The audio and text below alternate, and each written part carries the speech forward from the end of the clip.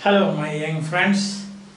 So you have three words here, three terms in grammar, that is gerund, participle, infinitive. The interesting thing about this is gerund and participle, the ending is the same. If you suffix or add ing to a verb, for example, go, going, come, coming, then that becomes a participle and also a gerund. So how will you distinguish? You distinguish between, the form is the same. Distinguish between them by their function. Participle, this is called present participle. And this present participle is used in compound tenses, continuous tenses. For example, present continuous, I am going. Then past continuous, I was going. Perfect continuous, I have been going. Perfect continuous, past, I had been going. Future, I will be going. So look at that. So it's always part of a compound verb. Understand? But when you say going or coming, when it stands alone and it does the function of a noun, then it is a gerund. By examples we can see that. So a gerund is that form of the verb which ends in ing, stands alone and does the function of a noun. What are the functions of a noun? Subject, predicate, subject, object, complement, object of a preposition. It can be opposition to it, introductory it, can also occur in a sentence that begins with there. The actual subject of that sentence is not there, but it is something else, as you can see. So first let us see gerund functioning as a noun. Examples. Okay. Complaining is complaining. Complaining stands alone. Complaining is his chief fault. Complaining is his chief fault. Understand that? Yeah. Blinking is his habit. Not the same person, another person. Blinking is his habit. Understand? Throwing waste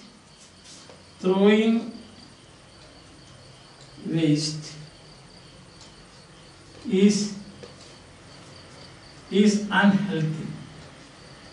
Unhealthy to the public. Unhealthy to the public. So the point here is, you can see complaining is his chief. Complaining is the subject here. Here it is blinking is the subject here. Here throwing is the subject here. That means ing form of the verb, when it stands alone and does the function of a noun, that is a gerund or a verbal noun, or you can also call it an action noun. You can call it a gerund. See, gerund is one. You can call it like that, or a verbal noun. Verbal noun, because that has been formed from a verb. Coming, eating. Eating is good for health. So eat, eating. Or you can say, of course this is my term, action noun. A noun, action. This is not accepted in grammar books of grammar. This is my contribution to this. Okay, if you don't like it, just forget about it. So, first function of gerund we have seen, that is subject. Subject of a sentence. Now you can see as object. You can say like that. I like reading. See, reading. I like reading. Understand?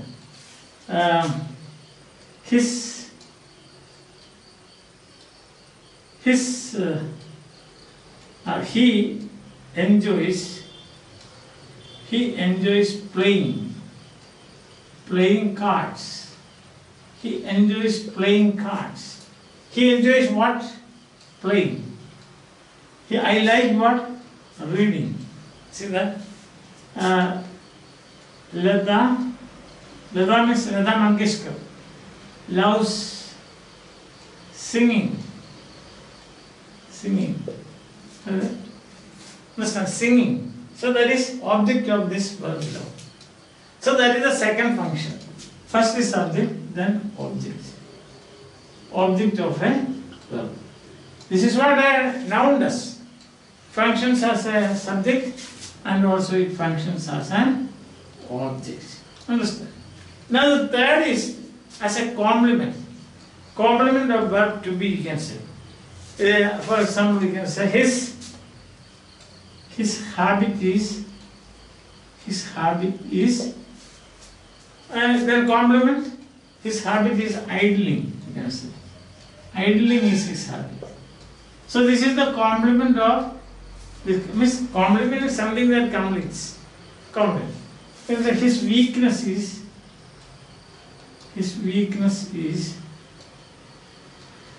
telling lies. The moment he opens his mouth, he will start telling lies. Understand? His mistake is, you can say, or my mistake is, why always his, you can say, my mistake is making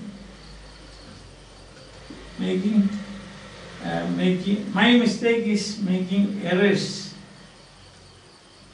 in speaking. My mistake is making errors in speaking.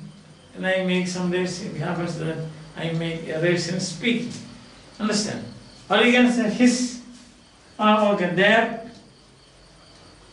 their habit is, we have already one habit, isn't it?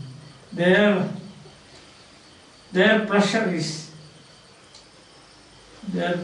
is watching movies. That is their pleasure. So this is complement. Just like this is a boy, that is a girl. So that is a complement of the verb to be. Understand? So this is the third use. That is complement of the verb to be. Completely. Complement.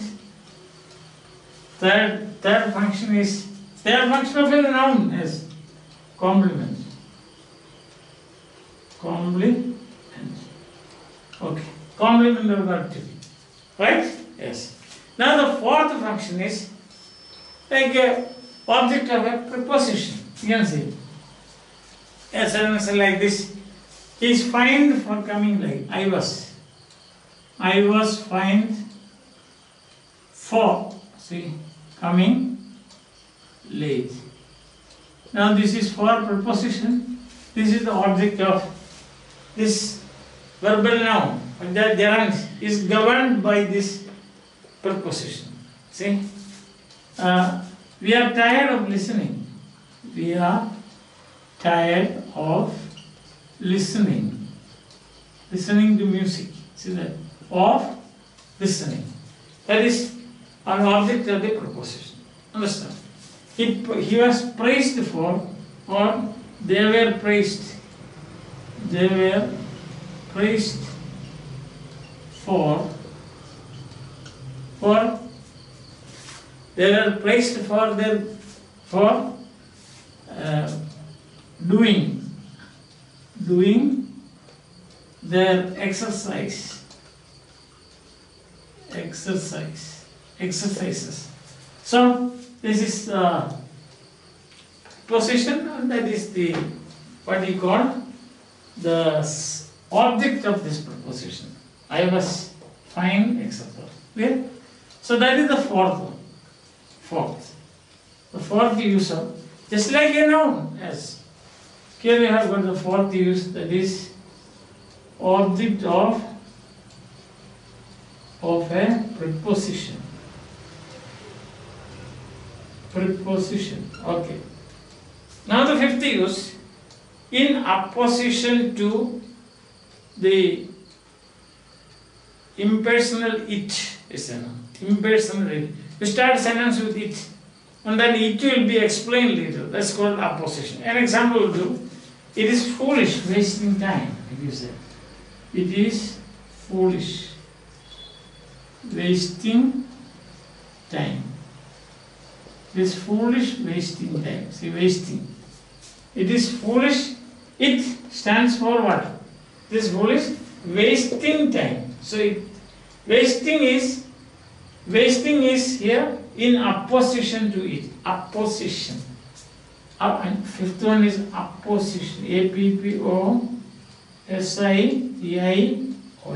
Opposition means explanation of it. It gives the explanation of it. Opposition. Okay. Answer. It is wise. It is wise. It is wise using time. Using time properly. So, it and using, they are in opposition. That means this verbal noun explains it. It as such, it has some meaning here. Yes. So, you can also say it is easy. It is easy writing an essay. It is easy writing an essay. So, the writing it is easy writing. So writing explains it. It stands for writing. Understand? Or you can again say, what will you say? You can say like that, it is difficult. It is difficult writing a poem. Or say reciting. Instead of reciting a poem. So that, what is it? Reciting. So that's called opposition. Like any noun, you can functions as a noun. That's what's called verbal noun, or a gerund, or an action noun. It's my term. Okay, it's my contribution as I told you. Yeah. Then there's a last and sixth use of this gerund. You can use gerund with introductory there. Introductory there. Sentences beginning with there. There is not the subject. The real subject comes after there. For example, we can say there is no withdrawing my remarks. There is no withdrawing my remarks. See? So, there is not the subject. Withdrawing is the subject. In the introductory sentences begins with the introductory there, the actual subject can be a. They said there is a boy. The boy is the actual subject. Boy is there, if you want to put it like that. Right? Yeah, there is a boy. Understand? Or you can say there is no going back. Very often we say there is no going back. There is no going back. There is no going back on what we said. Understand? There is no pleasing some people. There is no pleasing some people. So that is it. There is no pleasing. It's very difficult to please somebody. So we will leave. Okay. So these are the 6 uses of the gerunds. Gerund is a verbal noun, it ends in ing. The difference between participle also ends in ing, present participle. The difference is that present participle is always part of a compound tense. Understand? And it functions. It is usually found as part of a compound tense, like present continuous, past continuous, etc. That I already told you. Now, gerund also ends in ing, but gerund stands alone. It is called a verbal noun because you call it, what do you call? It comes from a verb. You form it from a verb, or it can be called an action noun. Understand? Yes. Right? So then you can also see sometimes very often what happens. Participle, about participle I told you now. This is part of a compound verb, but it can also be an adjective, like interesting story. Yes. Interesting story. Understand? You can say like that. You can also say that a moving incident. A moving incident. So then it becomes an adjective, but never a noun. Participle can never become a noun. No doubt about that. Can be part of a compound sentence, or it can do the work of an adjective, like interesting story, or interesting incident, or moving incident, like that. ing. Understand? These things we have already discussed. Now I will give examples for all the 6 uses, so that you can compare. No? So subject. Okay. So same example you can say. You can say like that. Subject. So eating. Eating is good for health. Eating is good for health. So subject. Then you can say his habit is eating too much. Oh, sorry. That is he likes. Sorry. He enjoys eating too much. Somebody, he must be a glutton, eating too much. So this is the object of enjoys. Understand? Now the third is compliment. Yes. He enjoys. That is object. Okay. We can say that his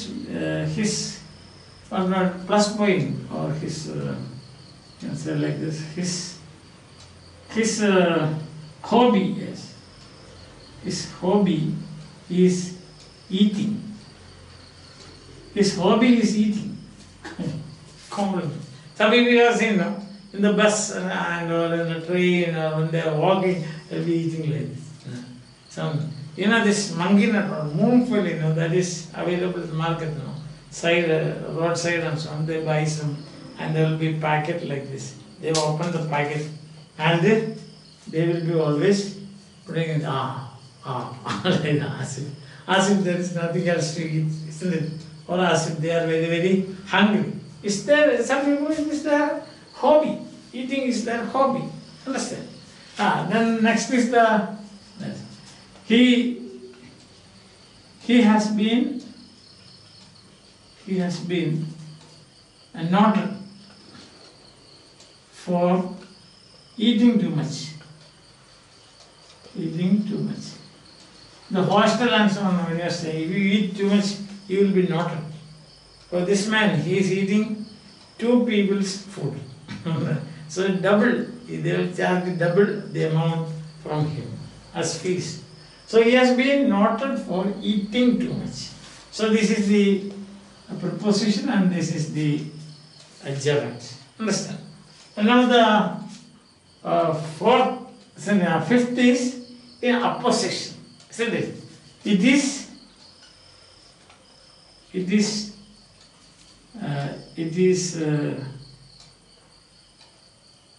is wise. Okay.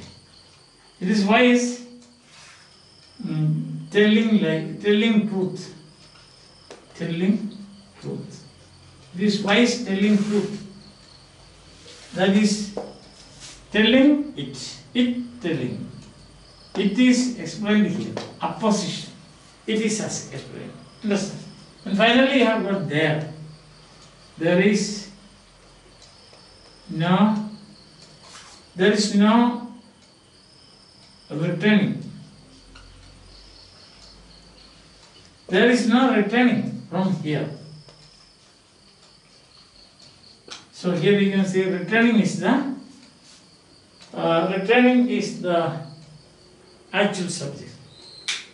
So you have got examples for all this: subject, object, complement, preposition and object, it and apposition, APP. I have this is written not opposition, apposition, and there is no returning, there is no going back, etc. Understand? I think that is now very clear to you. The difference between gerund and participle. Now we have got our infinitive. Already I have given you 3 lectures on infinitive, the uses of the infinitive. Now here there is a slight difference between, in certain verbs you can use infinitive as well as gerund. And then there is a slight difference, just to show you that. Alright, infinitive to prefix to any verb, then it becomes infinitive. To finish, isn't it? To go, this is infinitive. Understand? To go, infinitive. Now when you use certain verbs are there, you can use infinitive and also gerund after that. Such a verb is like. I like reading. I like to read. To read. So that's the difference. What is the difference? Slight difference. I like reading means general. I like reading. I like singing. I like going about. I like meeting people. But when you say, I like to read, no. It's a particular thing. I like to read this. I like to meet people. No. Now I am free. So I like to meet people. Understand? I like to sing. Now, I like singing is general. But when you say, I like to sing, that means, no. Or, there is a difference. This is general, so to say, general. This is, you can say particular, yes. Particular. Or somewhat particular, if you want to put it like. Anyway, you got the difference. I like singing. I like to sing. Listen. I love singing. I love to sing. Now, love to sing a song now. Listen. He hates flattering. He hates to flatter. Understand? He hates flattering other people. He hates to flatter other people. No. So that is the difference between the two. I hope you understand. I hope you have understood this very clearly. Gerund and participle, they look. The form is the same. Understand? But participle is used. Present participle is used. It's part of a compound tense, and also can be used as an adjective. As I have already said, interesting movie, yes, interesting movie. Understand? You can also say that a swimming person, a moving incident, a moving accident. Yes, when you look at that, you feel sympathy. And the infinitive, here I have brought an infinitive just to show you. We have done quite a lot of work on infinitive. 3 lectures I have already given you. But I just want to show you the difference between. Sometimes you can use infinitive as well as you can use infinitive as well as a gerund after certain verbs. One is like, hate, or just like that, and therefore love, etc. But there is a slight difference in meaning. I think now that is very clear to you. I can wind up this session with means gerund, participle, and infinitive. For the time being, if you have got again any difficulties or further problems, of course, you can contact me. Till then, bye. Have a nice time.